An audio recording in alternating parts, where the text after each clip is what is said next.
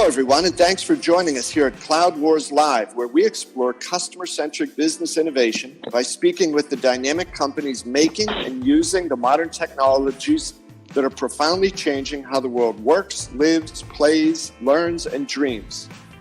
Our guest today is Shamim Mohammad, CIO and Senior Vice President at CarMax, a highly disruptive and fast-growing company that's committed to providing superb experiences for people buying and selling cars. In Shamim's 6 years at CarMax, he's led a variety of strategic business technology initiatives, and recently he and his team have completed a huge implementation of Salesforce.com applications. Please join me in welcoming to Cloud Wars Live's Shamim Mohammad, CIO and SVP at CarMax. Shamim, welcome to the Cloud Wars Live podcast, and thanks very much for joining us. Good morning, Bob. Thank you for having me on the show. Really looking forward to the conversation this morning.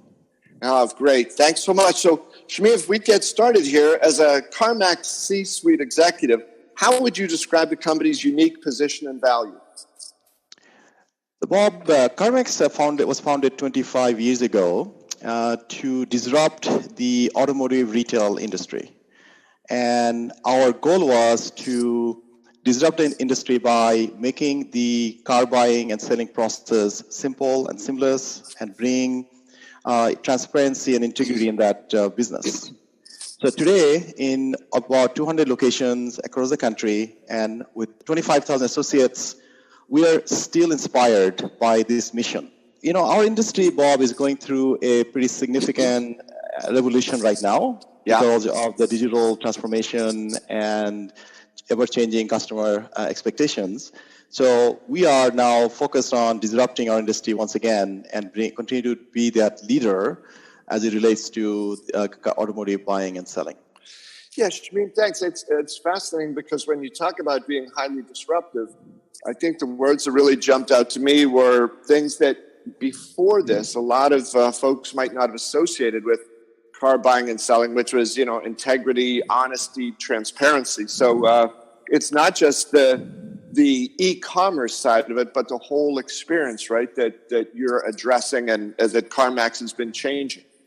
Absolutely. I mean, you know, the way we've been leveraging data and technology since the beginning is really what's enabled us to make sure that we bring an integrity and also provide a very transparent, simple and seamless experience for our customers. Yeah, that's great. It's improving the quality of lives, I think, for a lot of individuals who do that. It's not something most of us look forward to. So, absolutely.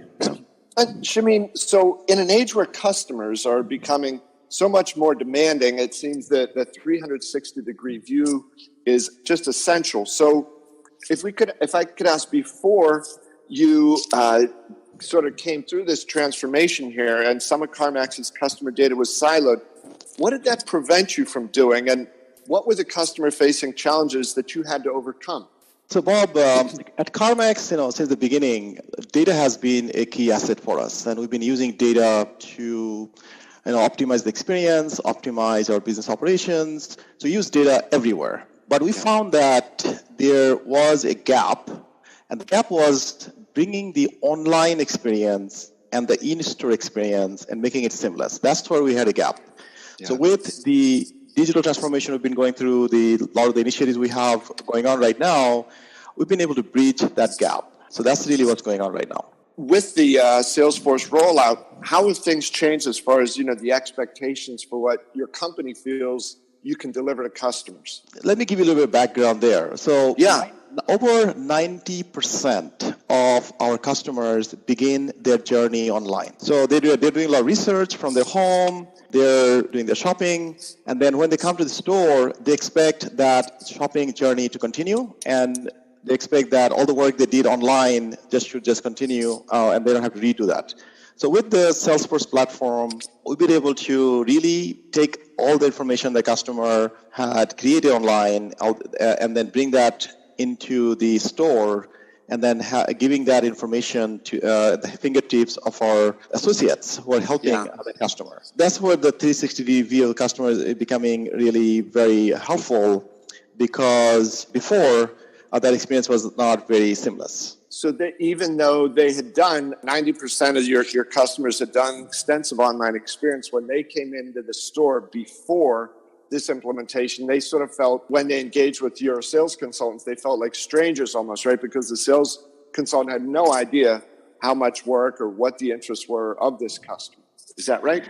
That is true, because again, before this, we really didn't have all the information really available in the hands of our sales consultants in the store. So that's where the Salesforce implementation really has enabled us to provide a great experience for our associates, because they have all the information they need to provide the customer the right support, and at the same time, the customers also have a much better experience because now they don't have to start over. Shamim, so a huge project like this with such big implications for the company, how do you measure the impact of this project? So there are two ways we look at that. One is qualitatively. We are measuring, how the associates are liking this solution, how has that impacted them and how they work.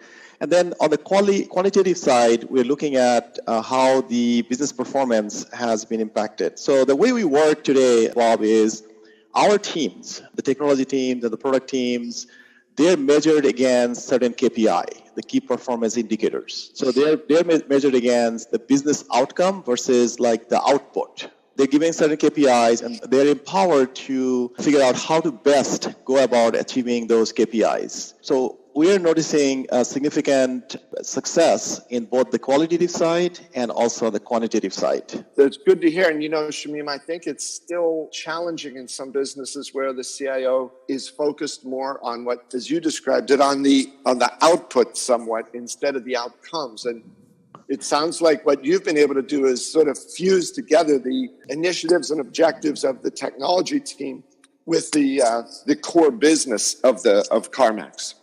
Absolutely. I think, what happened also as part of this transformation, digital transformation that we've been going through, technology has become a core part of our business. Now, technology always played a big role in our business, but over the last few years, now it is much more tightly integrated. So at CarMax right now, our technology strategy is our business strategy. Yeah. And our business strategy, our technology strategy, which is pretty interesting because a lot of companies haven't made that type of leap forward yet. Also, what has happened over the past few years is we've been able to attract some really awesome talent. Yeah. These are the talent that are able to work in this new world, in the cloud-first, mobile-first kind of environment, and in a rapidly changing environment. Also, we're also looking for more talent like that because we don't have enough, and we have a number of really awesome opportunities now to come and join our company and help us continue to go down this transformation that we're going through. Yeah, Shamim, that's fascinating how you described it, of the business strategy and the tech strategy. Now they're completely unified, and I think for some companies, right, in this type of market now, where the digital transformation, becoming an end-to-end digital enterprise is so vital. If those companies go into that with disparate tech strategy over here, business strategy over there, it's going to be really difficult for them to make that leap, right? Absolutely. So in this journey, Shamim, could you talk a little bit about some of the big challenges that you and the team and the company had to overcome? I'll share a story which is, we'll cover both the challenge and the surprise. Oh, great. So one of our biggest challenge was that, we had to transform the technologies, core technologies that are used by thousands of our associates across the country. So one night this year, we rolled out the new CRM system, which is on the Salesforce platform. It was turned on for 8,000 CarMax associates. Now, Bob, you've been in the industry long enough. Anytime you deploy anything that's transformative and large, that has a lot of issues. So our goal was really with the Salesforce platform to equip and empower our associates with the right capability. And as we talked earlier, we also want to make sure that they have the right information about the customer's shopping journey, so that when the customers come to the store, they have a great experience. So this new system, mission critical, and it's also had to integrate with all these other technology platforms we have in the company. So needless to say, it was a massive undertaking. So that was a challenge to get that, work on that and get our company, work through implementing something like this. But what was the most surprising to me was the night after we went live, I had a meeting with my boss, the CEO. He and I walked over to the war room. You've seen, big projects, you have war room, you have a lot of activities, and it's usually crisis. So we went to the war room the morning after going live, and we walk into this room, and the room was really quiet. There's not much going on. I found there were, several empty pizza boxes. There were 8 or 10 people sitting around the room with looking at some screens, and they seemed like really, really bored because nothing was happening. So to me, that was a big surprise, because while I knew we did a great job in rolling out the system, but I didn't expect to deploy to 8,000 associates in 200 locations around the country and not having any major issue. So to me, that's the new age. That's really how the platforms should be deployed, and this is how the technology should be implemented to this day and age for us to be successful. Yeah, and so wrapped up within that, Shamim, first that delightful surprise that there was no crisis, no panic, but also you and your CEO were able to see very much firsthand you're sort of shortening or accelerating the time to value. This wasn't a 6 or 12 or 18 month rollout. This is the morning after, right? The cutover. Yep, we rolled it overnight literally and turned it on to 8,000 or so associates, and they were using it that morning. And that's just the beginning, right? So what's happening now is we've been able to deploy new capability on it on a regular basis at the speed that we couldn't even think of, just a couple of years ago. So that's the Salesforce platform. But if you think about just in general, in a lot of the platforms that were implemented in the cloud, because of that, we're able to deploy changes in a matter of hours in most cases, which used to take days or weeks or months. So the speed of change has accelerated in almost an order of magnitude as we move through this technical or the digital transformation journey. On the other side, right, your customers, they're not becoming more patient or less demanding. So it's the perfect alignment of what your capabilities with intensifying market demands. Absolutely. I mean, if you think about the customers, right? You and I are customers.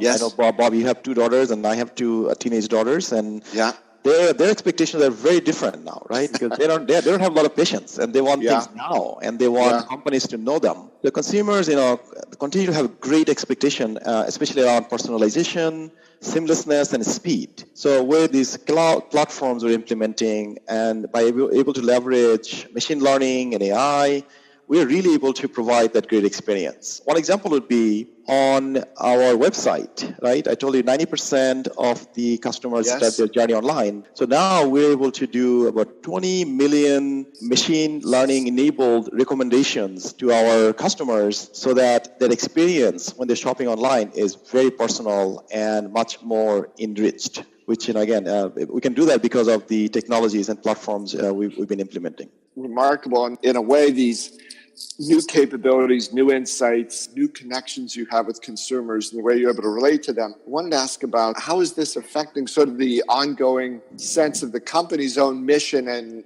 CarMax's position in the marketplace? I think it just continues, right? Our mission is still the same, which is to bring integrity, transparency in the industry and continue to disrupt our industry. So what all this thing we're doing right now is just further enhancing our ability to continue to focus on the mission that we have set out 25 years ago. CarMax is a market leader, right? We've been disrupting and bringing up different ways to make this experience better, and we're just doing that. We're just going down that path, and we're not satisfied. We're using the technology to continue to make that experience better. Shamim, if I could ask, within the company, this sounds like a critical project, especially when you're out delivering, great new tools and capabilities to the sales organization. So how has this project changed how the company views IT and the role of that in the company?